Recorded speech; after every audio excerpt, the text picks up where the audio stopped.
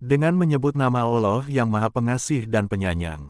Segala pujian hanya milik Allah yang telah memberikan taufik-Nya kepada hamba-hamba yang Dia kehendaki untuk melakukan ketaatan dan mencari keberuntungan yang paling sempurna. Aku bersaksi bahwa tidak ada Tuhan yang hak untuk disembah selain Allah. Dia adalah Allah yang memiliki segala sifat kesempurnaan. Dan aku bersaksi bahwa pemimpin kita, Muhammad, adalah hamba-Nya, Rasul-Nya, dan makhluk-Nya yang terbaik.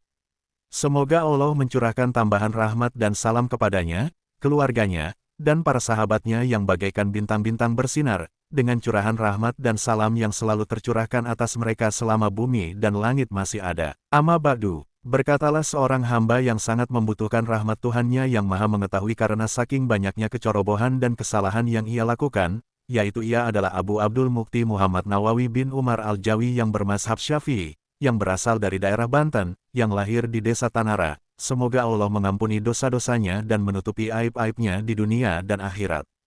Kitab ini adalah catatan-catatan bermanfaat, insya Allah, atas kitab ringkasan yang berjudul Safinatun Najah fi Usulidin wal Fiqh karya Syekh Al-Alim Al-Fadil Salim bin Sumair yang berasal dari Hadramaut, Yaman dan wafat di daerah Betawi. Semoga Allah menyinari kuburannya. Kitab ini akan melengkapi masalah-masalah dalam kitab Safinatun Najah, memperjelas keterangan-keterangan sulitnya, dan merinci pertanyaan-pertanyaan umumnya. Aku menyusun syarah yang berisi catatan-catatan ini dengan tujuan mengingatkan diriku sendiri dan orang-orang bodoh sepertiku. Aku memberi judul syarah ini dengan Kasyifatus Saja fi Syarhi Safinatin Najah.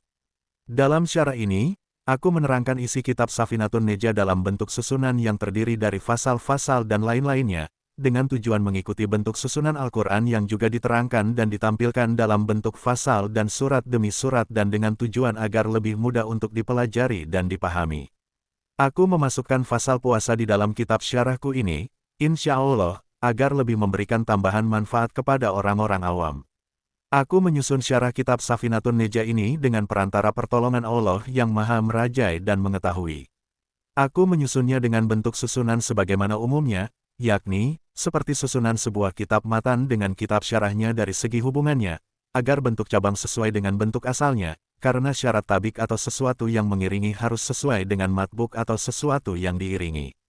Aku meminta kepada Allah semoga Dia menolongku menyelesaikan kitab Kasyifatus Saja ini dan memudahkan langkah-langkahku untuk mengawali dan mengakhirinya. Tidak ada hal yang memotivasiku untuk menyusun kitab ini kecuali hanya mengharapkan doa-doa dari hamba-hamba solih yang mengambil manfaat dari satu masalah yang terdapat dalam kitab ini, sehingga manfaatnya pun akan kembali kepadaku di dalam kuburanku, karena berdasarkan hadis, ketika anak cucu Adam telah meninggal dunia, maka amalnya telah terputus kecuali 3 perkara, yaitu sodaqah jariyah, ilmu yang bermanfaat, dan anak solih yang selalu mendoakan, meskipun aku sendiri sebenarnya bukanlah ahli atau cakap dalam perihal menyusun kitab. Aku hanya berniat ingin meniru para ulama agar aku mendapatkan keberuntungan sebab bergabung dengan mereka, karena berdasarkan hadis, barang siapa meniru suatu kaum maka ia termasuk dari golongan mereka. Aku ingin menyelam ke dalam lautan mencintai